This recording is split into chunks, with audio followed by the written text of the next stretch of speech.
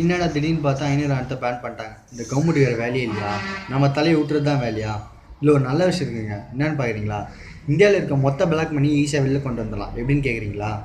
இப்போ ஒரு சராசரி பர்சன் பார்த்தீங்கன்னா ஒரு 4000லேருந்து 10,000 வரைக்கும் சேஞ்ச் வச்சுப்பான்னு வச்சுக்கோங்களேன். 500,000 அவன் போய் ஈஸியாக மாற்றிக்கலாம். இப்போ இந்த பிளாக் மணி வச்சுக்கலாம் பார்த்தீங்களா? எப்படி கோடி கணக்கில் தான் வச்சுருப்பானு.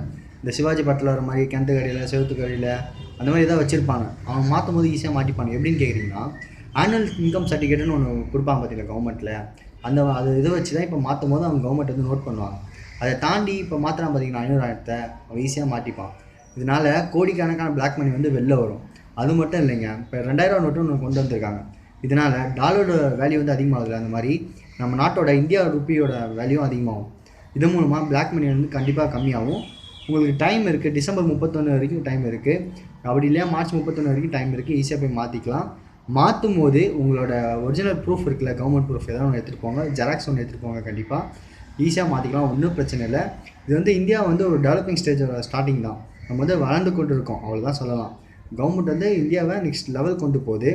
அதுக்கப்புறம் பார்த்தீங்கன்னா மாற்றும் போது யாராவது வந்து நீங்கள் டைம் இல்லைங்க, இந்த 500,000 நோட்டு வந்து மாற்றிட்டாங்கன்னு சொன்னால் நீங்கள் மாற்றி தராதீங்க. அது வந்து உங்கள் அக்கௌண்ட்டில் சேரும். பிளாக் மணிக்கு நீங்கள் உங்களால் நாட்டுக்கு ஒரு கெடுதல் மாதிரி ஒரு 500 இருந்தாலும் சரி 1000 இருந்தாலும் சரி யாராவது வந்து மாற்றி கொடுக்க சொன்னால் நீங்கள் மாற்றி தராதீங்க. நம்ம கவர்மெண்ட் வந்து நம்ம நாட்டை நெக்ஸ்ட் லெவல் கொண்டு போகிறாங்கன்னு தான் சொல்லலாம்.